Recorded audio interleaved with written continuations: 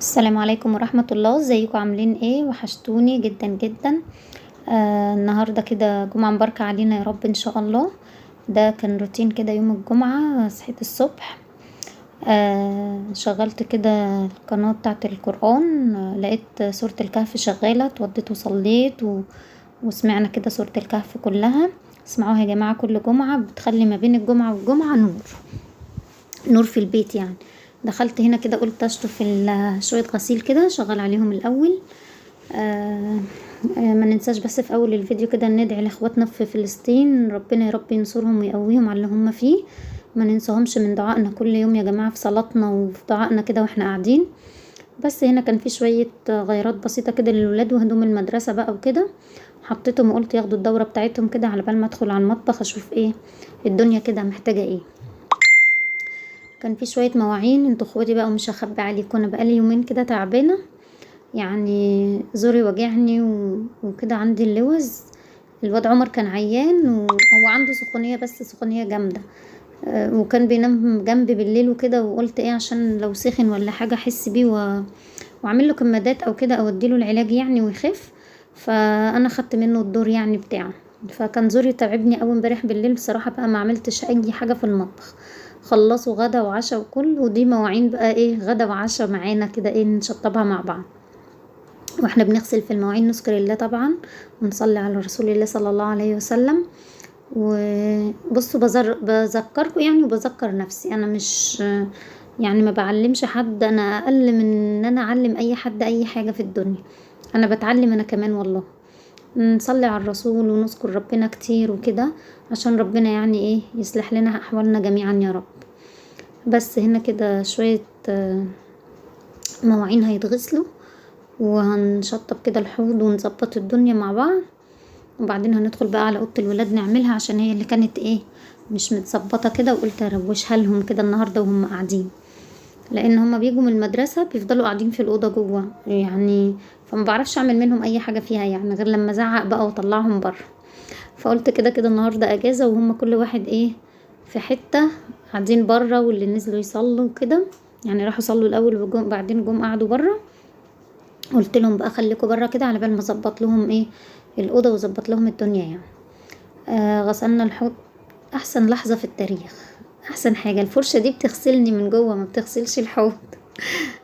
يعني يا رب يفضل فاضي كده على طول، اكيد لا يعني.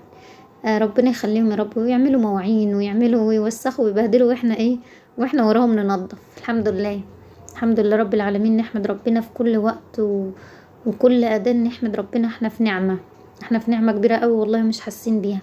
الواحد ما حسش بالنعم اللي هو فيها غير لما شاف احوال الناس اللي حوالينا، زي اللي بيحصل في فلسطين ولا سوريا، ولا يعني كل البلاد ربنا معاهم يا رب ويقويهم على اللي هم فيه. الواحد ما حسش بالنعم دي غير لما حس ان في حاجة حواليه يعني الناس بتتدمر وشعوب بتتدمر، فالحمد لله رب العالمين يعني. بس كده هشطف شوية المواعين دول وايه، واشجعكم كده معايا، واللي وراها اي حاجة كده قدامها عايزة تتعمل تقوم تعملها بقى. يلا، لو وصلتي لحد هنا في الفيديو هتعملي ايه؟ هتعملي ايه؟ قولي يلا. هتحطي لايك، ولو مشتركة في القناة اشتركي، وفعلي لي زر الجرس كده عشان ايه يوصلني اشعار جميل منك. ولو تكرمتي بقى وحباني يعني تحطي لي تعليق كده حلو وجميل. بس كده هشطب الدنيا كده ونظبط الحاجات دي. انا خلصت كده ونزلت عملت، كان في شوية حاجات ناقصاني قلت اجيبها بالمرة.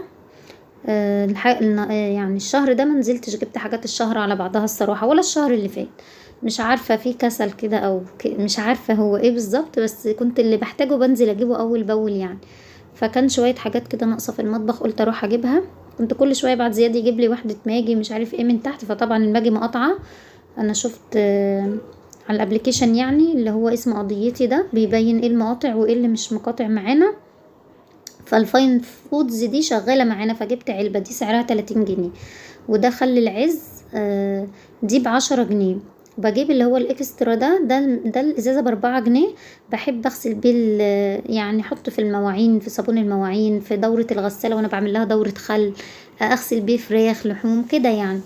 بحب اجيبه يعني، ده التاني للاكل، الغالي ده للاكل وده للتنظيفات وكده. ده كيلو مكرونة معايا اللي هي المرمرية دي ب18 جنيه، وملح النور دي كانت الواحدة ب8 جنيه. ده ربع طحينة. وجبت بقى كيس اللي هو بخيره ده، برضو بخيره معانا يا جماعة، وده كان سعره بتهيألي كده 13 جنيه. سمعتهم بيقولوا ان شاي الكابوس ده حلو، وقلت اجربه. هو العروسة معانا وكل حاجة وانا عندي العروسة، بس قلت اجيب واحد من ده اجربه. ده سعره 33 جنيه، بتهيألي كده 100 جرام. جبت بقى كوفي ميكس وكيك شيف واللي هي الخميرة الانجل دي، مش عارفة اسمها انجل او حاجة كده. انا اول مرة اجربها فقلت اجربها يعني. ده عصير كنت جايباه لعمر، كنت جايبة كذا واحدة يعني، بس هما شربوهم. وبس جبت ايه كمان، جبت اللي هو الفانيليا. جبت ده ينسون عشان الكحة بقى والحاجات دي اليومين دول، مش الواحد مش قادر. بعمل لهم كده ينسون على بابونج حلو قوي فبيشربوه يعني. وجبت كمون وفلفل وجنزبيل وبهارات 7. انا عندي الحاجات دي، بس كل ما بنزل بجيب دول ب10 بخليهم عندي، وقت ما البرطمان يفضى بفضي فيه على طول. بس دول شوية حاجات بسيطة كده جبتهم. وكنت جايبة كيس اوكسي. على فكرة انا جربت اللي هو بيقولوا عليه باهية، ده جميل.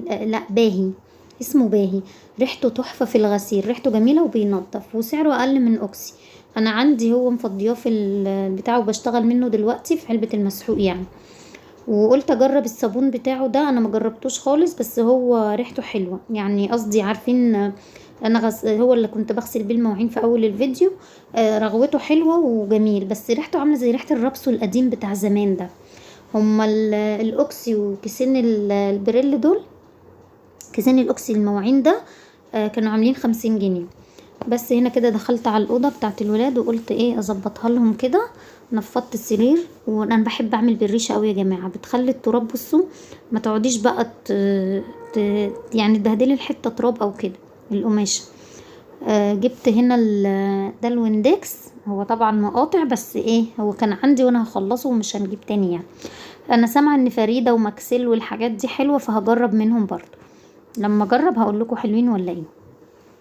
هنا لمعت كده السرير ونفضته وفرشت دي اللي هي الكوفرتات اللي هي الكابوتونيه دي الاطفال. حطيتهم كده على السرير. انا عشان ما كانش عندي سريرين اطفال، انا ما انتوا لو تلاحظوا الاوضه دي مش دي اوضتي يعني.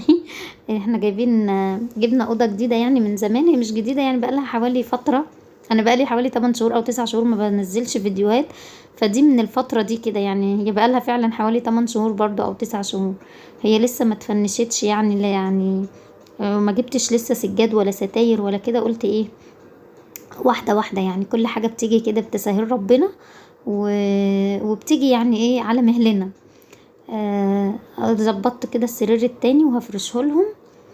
انا على فكرة جبت برضو انتريه، وجبت اوضة النوم يعني. بصوا كل شوية كده ايه، حتة جمعية تحويشة بتاع، حطيها كده على بعض وانزلي هاتي اللي نفسك فيه. بس انا كانت الصالة برا كانت فاضية، جبت لها الانتريه وغيرت اوضة الولاد. بس كده. وحطيت بقى هنا كده فرشت السراير يعني، وفرشتهم كويس، وحطيت الخداديات الصغيرة دي. وهنا كده لمعت التسريحة. على فكرة برضو لمعت الكومودينو اللي جنبهم، بس ما الحتة دي اتقصت معايا يعني. لا ده جت اهي، انا مش عارفة متلخبطة ليه. المهم انا عملت الكومودينو ولمعته، ولمعت الدولاب والتسريحة وكل حاجة. هو الدولاب ضلفة عادية وضلفة مراية، فانا عملت الضلفة المراية عشان ما يعني بتبين كل يعني. وعملت بقى الضلفة دي، وظبطت هنا بقى كنست الأوضة كده. هنكنس الأوضة ونمسحها كده. حطيت مية بكلور أبيض عادي كده، حطيت مية بكلور وقلت ألمعها كده. بصوا أنا سبت فيها يعني ما عصرتش الشرشوبة خالص، أنا كبيت المية كده وبليت الشرشوبة كمان من الحوض حنفية يعني.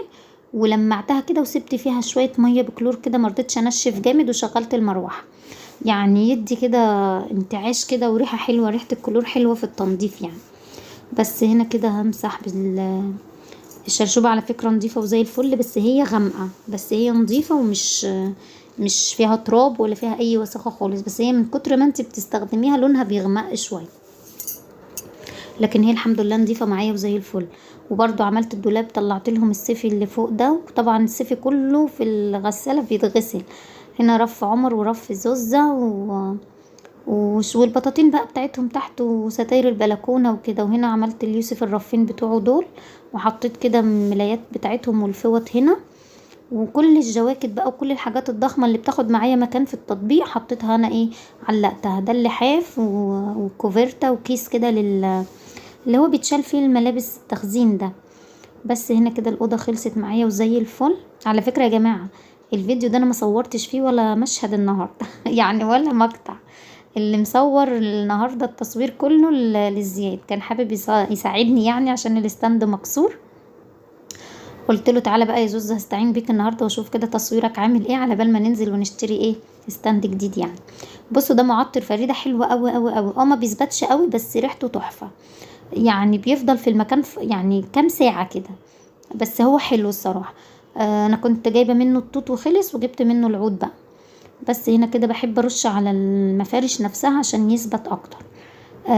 بس لو وصلت لحد هنا في الفيديو، هو ده كان الفيديو بتاعي النهاردة، فيديو بسيط وخفيف. ولو وراكي حاجة تشجعي يلا وقومي اعمليها، وما تنسونيش بقى بلايك واشتراك في القناة. السلام عليكم ورحمة الله وبركاته.